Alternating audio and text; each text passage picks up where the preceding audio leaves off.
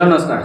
10वीं क्लास के राजनीतिक शास्त्र के चैप्टर 1 सत्ता में सहकारी की बात करते हैं। चैप्टर 1 है जिसमें पार्ट 1 में 41 को प्रश्न बोला गया था। ये पार्ट 2 है 42वां क्वेश्चन से लेकर 84 नंबर क्वेश्चन तक इस वीडियो में बताया जाएगा। यदि आप उस वीडियो को आप नहीं देखें तो जाकर सबसे पहले उस वीडियो को देखिए। बहुत उसमें मजा वाला क्वेश्चन है। सबसे महत्वपूर्ण क्वेश्चन उसी में है। इसमें भी महत्वपूर्ण है, हालांकि उसकी अपेक्षा थोड़ा कम है, लेकिन सबसे गदाइल क्वेश्चन उसमें डाला गया है। याद रखना, गदाइल क्वेश्चन डाला गया है। पहला क्वेश्चन देखो बाबू, पीटर नॉर्मन धावक कहाँ के था। देखो 1968 ईस्वी में मैक्सिको में एगो ओलंपिक हुआ था, मैक्सिको ओलंपिक, जिसमें श्वेत और अश्वेत सभी लोग भाग लिए थे। ठीक है, उसमें स्मिथ जॉन नामक दो व्यक्ति थे, वो दोनों श्वेत अश्वेत से संबंधित थे। वो स्वर्ण पदक जीत जाते हैं तो वे दिखा देते हैं कि अश्वेत भी किसी से कम नहीं है। अब इसके चलते बहुत बड़ा हंगामा हो जाता है। उसी हंगामा में देखोगे तो राजनीति के क्षेत्र में बहुत ज़्यादा आकर्षण का केंद्र बन जाता है। उन दोनों का मूर्ति भी मैक्सिको में लगा दिया जाता है। उस समय से अश्वेत और श्वेत के बीच में थोड़ा सा भेदभाव टाल दिया गया, थोड़ा सा मतलब नॉर्मल हो गया। उसके पहले बहुत ज़्यादा भेदभाव होता था। उसी में से तीसरा नंबर पर थे पीटर नॉर्मन, ये ऑस्ट्रेलिया के थे।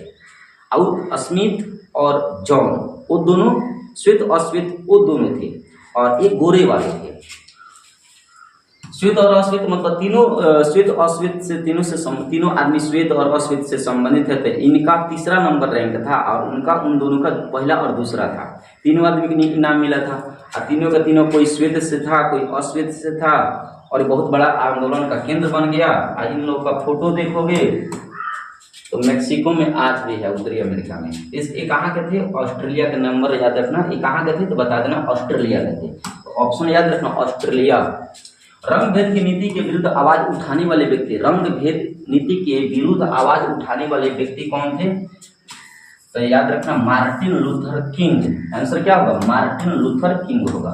अगला क्वेश्चन है, मैक्सिको ओलंपिक की घटना का उदाहरण है तो बताओगे रंग भेद, मतलब भेदभाव, वही जो बोले थे ना ऊपर वाला, वही रंग भेद के उदाहरण है। इनमें से किसकी शुरुआत जर्मनी से हुई थी? देखो जर्मनी,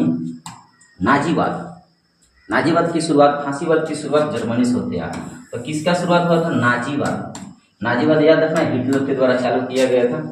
निम्न में से कौन से लोकतंत्र में रंग भेद के विरोधी नहीं थे? तो जेड गुड्डी की पहला वीडियो में भी बता दिया गया था। अगला क्वेश्चन है, श्रीलंका में भेदभाव का आधार क्या है? श्रीलंका में भेदभाव का जो आधार होता है ना, वो होता है भाषाई आधार पर। जो तमिल भाषा और तेलुगु भाषा, सिंगली भाषा और तमिल भाषा के बीच में बहुत विवाद हो जाता है। उस विवाद को निपटाने में 2009 तक आ गया, 2012 में जाकर शांत हुआ। हालांकि 2009 में, याद रखना, मामला 2009 में शांत हो गया, 2012 तक इसका प्रभाव रहा। लेकिन पूछेगा क्वेश्चन तो 2009 ही तक शांत बताओगे। 1956 से स्टार्ट हुआ था। सत्ता में सहकारी किस व्यवस्था में सर्वश्रेष्ठ रूप से संभव है? देखो सत्ता में सहकारी ना लोकतंत्र में सबसे संभव हो सकता है। सत्ता की सहकारी लोकतंत्र में ही संभव हो सकता है और स्वतंत्र में संभव नहीं है। अगला क्वेश्चन है कि सत्ता में सहकारी का अच्छा उदाहरण प्रस्तुत करने वाला राष्ट्र कौन है? अपना भारत है। भारत नहीं है, बेल्जियम तक है।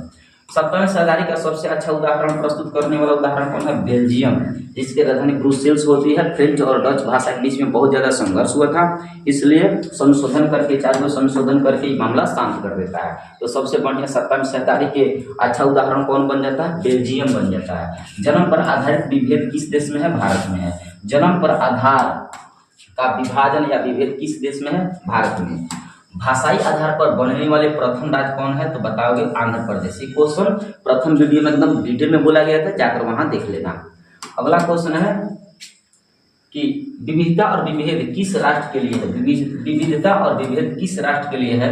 तो बताओगे नकारात्मक और सकारात्मक दोनों के लिए है। सत्ता में सहकारी सही है, सत्ता में सहकारी एकदम बिल्कुल परफेक्ट है, बिल्कुल सही है। क्यों सही है? तो कह देना क्योंकि यहाँ विविधता बढ़ाते हैं, फैसले लेने में विभिन्न समुदायों के बीच टकराव को कम कर देते हैं। आंसर हो जाएगा डी, विभिन्न समुदायों के बीच टकराव को कम कर दिया। ठीक ना, इसलिए सत्ता में सहकारी बहुत जरूरी है। निम्न में से कौन से सामाजिक विभाजन का तरीका नहीं है? देखो सामाजिक विभाजन का तरीका क्षेत्रीय होता है, नस्ल होता है, भाषा होता है, लेकिन सरकारी नौकरी नहीं होता है। आंसर होगा सी। अगला क्वेश्चन है कि जाति पर आधारित विभाजन कहाँ होता है? देखो जाति पर आधारित विभाजन हमारे भारत में होता है। कौन होता है? भारत में। जाति पर आधारित विभाजन कहाँ होता है? भारत में। याद रखना, ये क्वेश्चन बहुत मस्त है। भारतीय राजनीति में स्वर्णों का वर्चस्व कब तक रहा? 1967 तक रहा। पहले वाले वीडियो में जाकर जरूर देखो पहला पार्ट, क्योंकि सब उसमें कहानी बोला गया था। याद रखना, सब कहानी को समझोगे तभी ही बुझ पाओगे। बार बार गुजारिश कर रहे हैं कि उस वीडियो को देखने के बाद सब वीडियो देखना। प्रोटेस्टेंट संप्रदाय किस धर्म से जुड़ा हुआ है? देखो, प्रोटेस्टेंट समुदाय जो होता है ना, ईसाई धर्म से जुड़ा होता है। जो श्वेत लोग होते हैं ना, उन्हीं से ये सब जुड़ा रहता है। निम्न में से कौन से राजनेता जातिगत भेदभाव से मुक्त समाज निर्माण के पक्षधर थे? देखो, जाति के आधार पर जो भेदभाव था उसे दूर करने के, समाज को बनाने का जो श्रेय जाता है ना, इन तीनों का जाता है। अंबेडकर, स्वामी और डॉक्टर राम मनोहर लोहिया का आंसर लगा दो डी। आंसर क्या होगा? डी सभी लोग होगा। प्राचीन काल में निम्न में से किन को शिक्षा पाने का अधिकार नहीं था? तो शूद्रों को, शूद्र मतलब जो दलित परिवार के होते हैं, उनको शिक्षा पाने का अधिकार नहीं था। बाकी लोगों को शिक्षा पाने का अधिकार दिया गया था। किस राष्ट्र में विभेद कम पाया जाता है? देखो, विश्व में कौन सा ऐसा देश है जिसमें विभेद बहुत कम होता है? तो आंसर होगा रसिया। आंसर क्या याद रखोगे? रूस। रूस में विभेद बहुत कम होता है, तो आंसर याद रखना, रूस में सबसे कम विभेद होता है। संप्रदाय संबंधित है। संप्रदाय किससे संबंधित है? तो धार्मिक कट्टरता से। धार्मिक कट्टरता, जब धर्म के आधार पर कट्टरता बढ़ जाए, कट्टर आदमी धर्म बन जाए, तो समझ लेना वो सांप्रदायिकता का रूप धारण धीरे धीरे कर रहा है। अगला है कि जाति के आधार पर सामाजिक विभाजन किस देश की सामाजिक व्यवस्था को अनूठा उदाहरण है? तो जाति के आधार पर आंसर लगा देना भारत। जब भी जाति के आधार पर विभाजन कहे तो भारत आंसर होगा। क्या होगा? भारत। सांप्रदायिक राजनीति किस पर आधारित होती है? धर्म पर आधारित होती है। सांप्रदायिक राजनीति किस पर आधारित होती है? धर्म पर।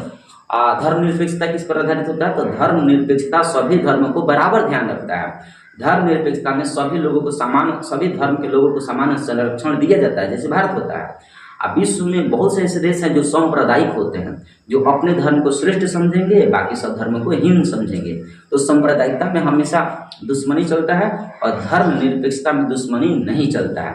हमारा देश कौन है? धर्मनिरपेक्ष है, जिसमें भारत सरकार सभी धर्मों को समान दृष्टि से देखता है। अगला है कि धर्म को समुदाय का मुख्य आधार क्या है? धर्म के समुदाय का मुख्य आधार क्या है? देखो, जातिवाद, सांप्रदायिक, धर्मनिरपेक्ष और आदर्शवाद। देखो, धर्म के समुदाय का मुख्य आधार क्या है? तो धर्म के आधार पर जब धर्म का आधार बनाओगे ना, तो सांप्रदायिक होगा। क्या होगा? सांप्रदायिक। सिंगली किस देश के राजभाषा घोषित किया गया? देखो, सिंगली भाषा ना ये सिंघल द्वीप का है। सिंघल द्वीप मानो तो श्रीलंका का। सिंघल द्वीप श्रीलंका का प्राचीनतम नाम सिंघल द्वीप है। सिंगली भी कुछ लोग कहते हैं। याद रखना, सिंगली भाषा कहाँ के है? श्रीलंका का। संप्रदाय का संबंध किससे है? तो बता देना, संप्रदाय जो संबंध होता है ना, कि ज्यादातर ईसाई धर्म और ईसाई और इस्लाम से होता है। इस्लाम तो दिया नहीं होता, आंसर क्या लगाओगे? ईसाई लगाओगे। निम्न में से किसमें सामाजिक विभाजन करने पर आधार देखने को नहीं मिलता है? देखो, इसमें से 4 ऑप्शन में से आपको ये बताना है किसको आधार नहीं बनाया जा सकता, आधार देखने को नहीं बनाया जाता। देखो, संप्रदाय धर्म के आधार पर होता है, भाषावाद भाषा के आधार पर होता है, क्षेत्रवाद क्षेत्र के आधार पर होता है, नस्लवाद का कोई आधार नहीं होता है। आंसर हो जाएगा डी, नस्लवाद का कौन आधार नहीं होता है। निम्न में से किसने कहा था? मतलब इसमें से बताना है कौन ऐसे व्यक्ति थे जो बोले थे धर्म को कभी भी राजनीति से अलग नहीं होनी चाहिए? महात्मा गांधी साहब बोले थे। महात्मा गांधी बोले थे धर्म से कभी भी राजनीति को अलग मत करो। 17वीं लोकसभा चुनाव में महिला कितनी थी? 78। और 18वीं लोकसभा चुनाव 2024 में महिला कितनी थी? 74। 17वीं पीछे 16वीं लोकसभा में महिला की संख्या कितनी थी? 61। याद रखना। और 16वीं लोकसभा चुनाव कब हुआ था? 2014 में। 18वीं लोकसभा चुनाव कब हुआ था? 2019 में। और 18वीं 2019 से 17वीं कब हुआ था? 2019 में। और 18वीं कब हुआ था? 2024 में। ये सब याद रखना। 2014, 2019, 2024 55 साल का चुनाव होता है। अब पहला लोकसभा चुनाव कब हुआ था? 1951 में। भारत में सबसे पहला चुनाव कब हुआ? 1951 में। तो पहला लोकसभा चुनाव था। और हाल ही में हुआ था 2024 में, 18वीं नंबर के था, जिसमें महिला कितनी जीती थी? 74। और 17वीं में कितना जीती थी? 78। 16वीं में कितना जीत हासिल की थी? 61। सब याद रखो। भारत एक राष्ट्र है, कैसा? धर्मनिरपेक्ष राष्ट्र है। भारत कैसा? धर्मनिरपेक्ष राष्ट्र है। अंतर्राष्ट्रीय महिला दिवस कब मनाते हैं? 8 मार्च को अंतर्राष्ट्रीय महिला दिवस के रूप में मनाया जाता है, ऑप्शन याद रखना। 16वीं लोकसभा में कितना महिला थी? 61। मानव जाति में आधी आबादी किसका है? महिलाओं का है। महिला का आधी आबादी है। भारत में पुरुषों की साक्षरता दर 2011, यहाँ 2011 लिखनी चाहिए, 2015 लिखा गया है। 2011 के अनुसार भारत में पुरुषों की साक्षरता दर कितना था? 82.14, मतलब 82.14। याद रखना, भारत में 2011 के अनुसार 74% साक्षर है लोग। भारत में साक्षरता दर कितना है? 74%। उसमें पुरुष कितने हैं? 80%, और मतलब 82.1%। और महिला कितना साक्षर है? तो 64%। सब याद रखो। और पूछा जाए क्वेश्चन, भारत में कितना प्रतिशत महिला साक्षर है? तो 64%। भारत में कितना प्रतिशत पुरुष साक्षर है? 82%। भारत के साक्षर कितना है? मतलब सभी मिलाकर तो 74%। इंग्लैंड में महिलाओं को वयस्क मताधिकार कब दिया गया था? 1928 ईस्वी, याद रखना। भारत में महिलाओं की साक्षरता कितना है? 64%। भारत में 16वीं लोकसभा में महिला प्रतिनिधि का प्रतिशत कितना है? 11.9। देखो परसेंट में तो 11.9, संख्या में पूछेगा ना, तो संख्या में 16वीं में कितनी थी? 61 महिला थी। महिला आरक्षण विधेयक निम्न में से किससे संबंधित है? तो महिला जो संरक्षण विधेयक होता है ना, महिला प्रतिनिधियों की संख्या बढ़ाने से संबंधित है। तो आंसर हो जाएगा डी डी डी। महिलाओं को मतदान का अधिकार सर्वप्रथम किस राष्ट्र में मिला? तो शुरू में क्या बोला गया था पहला वीडियो में कि विश्व में सबसे पहले किस देश में महिला मतदान दी थी? तो ब्रिटेन में सबसे पहले महिला अपना मतदान दी थी। आंसर हो जाएगा ब्रिटेन। कृषि कार्य में महिलाओं की कुल भागीदारी कितना होता है? तो 64%। देखो ऑप्शन में 64% होनी चाहिए। कितना? 64%, गलती से 40 लिखा गया है। तो महिला कृषि कार्य में, भारत में कृषि कार्य में कितना प्रतिशत महिला काम करती है? 64%। ऑप्शन में कहीं नहीं 64 लिखा है, ऑप्शन में यहाँ गलती लिखा गया 64%, याद रखना। 17वीं लोकसभा में महिला कितनी थी? तो 17वीं में 78 थी। महिलाओं को मतदान सर्वप्रथम किस राष्ट्र में मिला था? ब्रिटेन में। कृषि कार्य में महिला कितनी थी? कृषि कार्य में महिला तो 64%, गड़बड़ा गया, नहीं लिखा गया है। सत्ता में सहकारी की एक अनूठी सर्वोत्तम प्रणाली किस देश में विकसित की गई है? सत्ता में सबसे बढ़िया प्रणाली ना भारत में विकसित की गई है। भारत में अलग अलग भाषा बोलने वाले लोगों का आधार सामुदायिक सरकार का गठन करने का अधिकार किस देश के नागरिकों को दिया गया है? तो आंसर याद रखना, बेल्जियम। तो आंसर क्या होगा इसका आंसर, करेक्ट आंसर हो जाएगा बेल्जियम। तो ये रहा आपका 85 प्रश्न। पूरा का पूरा पहला चैप्टर में जितना ऑब्जेक्टिव क्वेश्चन बनता है ना, सब के सब आपको कंप्लीट कर दिया गया है। अब हम मिलेंगे पार्ट नंबर 2 में। तब तक के लिए